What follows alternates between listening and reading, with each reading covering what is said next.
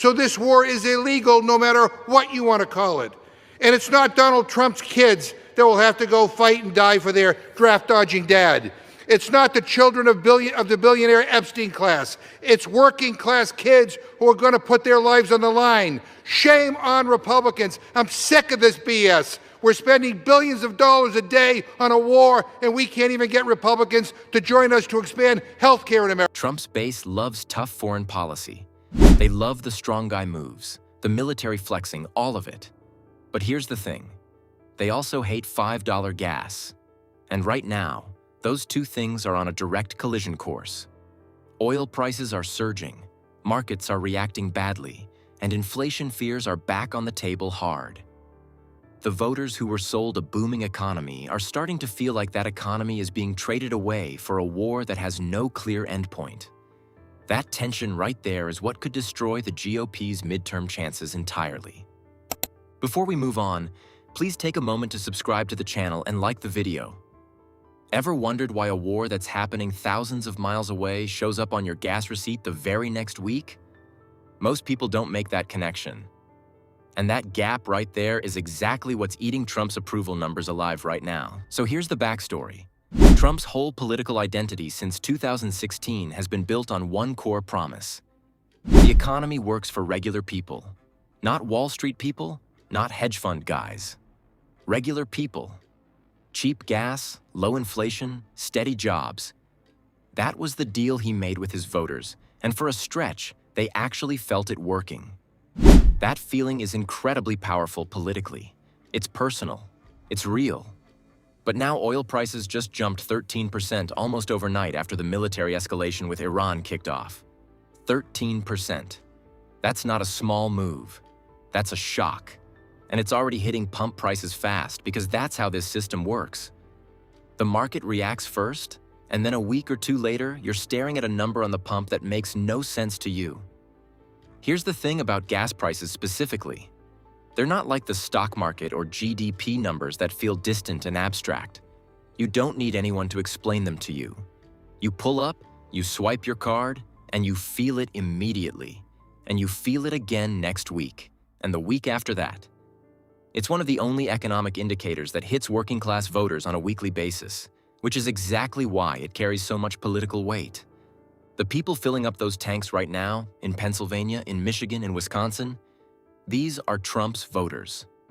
Working class, cost-conscious, kitchen table focused. They're not reading think pieces about geopolitics.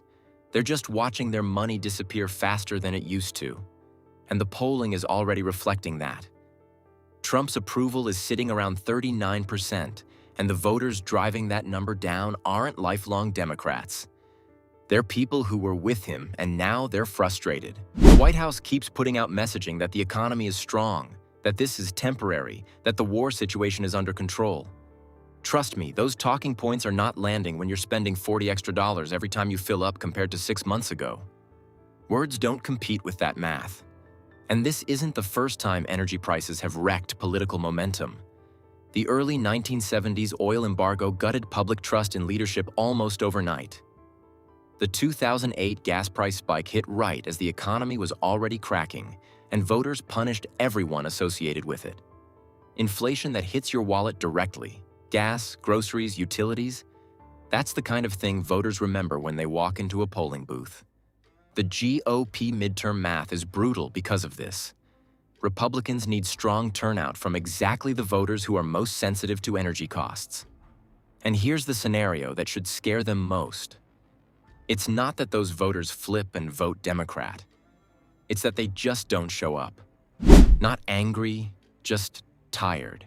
Exhausted from feeling like the deal they were sold isn't delivering anymore. That's how you lose a chamber without a single dramatic moment.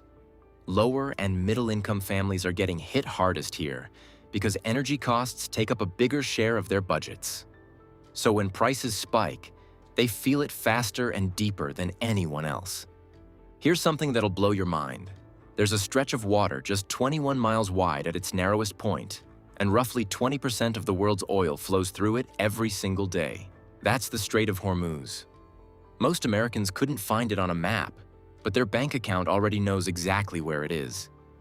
When that waterway gets disrupted, even just the threat of disruption, oil markets react almost instantly. You don't need an actual blockade. You just need enough uncertainty, and traders start pricing in the risk right away. That's exactly what happened here. Tanker traffic through the strait reportedly dropped by 70% almost immediately after the escalation kicked off.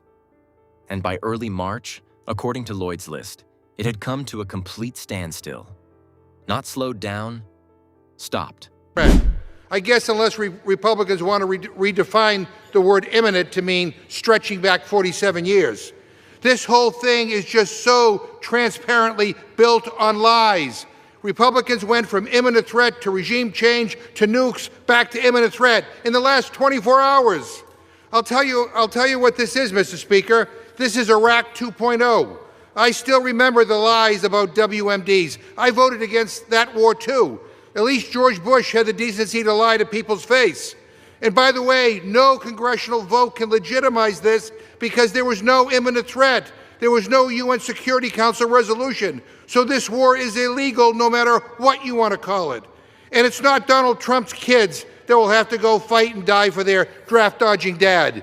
It's not the children of the billionaire Epstein class. It's working-class kids who are going to put their lives on the line. Shame on Republicans. I'm sick of this BS. We're spending billions of dollars a day on a war, and we can't even get Republicans to join us to expand health care in America. How the hell is this America first? You guys broke your top campaign promise. Good luck with that. I hope the defense contractor money was worth it. Shame on you all. The mask is off. You're all just a bunch of Your time's expired. warmongers.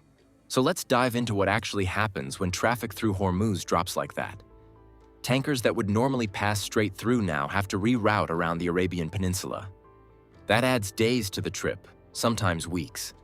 And longer routes mean higher fuel costs for the tankers themselves. On top of that, insurance premiums on shipping through that region absolutely skyrocket when there's active conflict nearby. All those extra costs move up the chain fast, and eventually they land right on the pump price you're already frustrated about. The US Navy has been running escorts and trying to keep shipping lanes open, but here's the problem. The military has actually assessed that directly escorting cargo ships through the strait might cost more than the value of the oil being transported. So even the military option has real limits here. And Iran knows that. Iran has real tools available that make this incredibly hard to manage cleanly. They can deploy mines. They can use fast attack boats. They can activate proxy forces across the region. They move assets around constantly, making targeting a nightmare for anyone trying to neutralize the threat. There's no single thing to hit that makes it stop. That's completely by design. Iran has had decades to think through how to fight a conflict it can't win head-to-head against the US military. So instead of fighting that way, they drag things out. They keep the threat alive without always following through. They make markets nervous without giving anyone a clean military objective to strike. Experts have said Iran could sustain this kind of pressure for months, possibly even years, just by hiding and repositioning its assets. That's the strategy. Not winning, just not losing, and making the uncertainty last as long as possible. And here's the part that makes this so politically toxic for Trump specifically.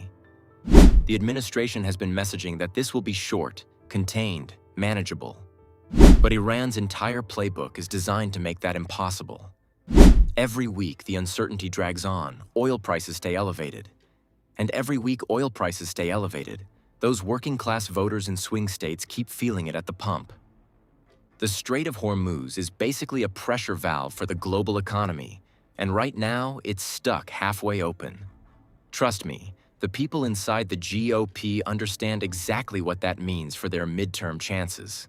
The question isn't whether this is hurting them. It clearly is.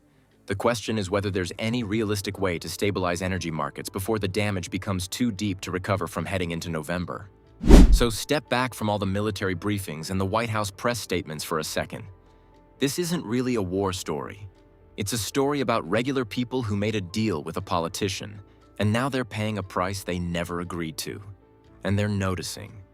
Watch the gas station signs, not the news conferences.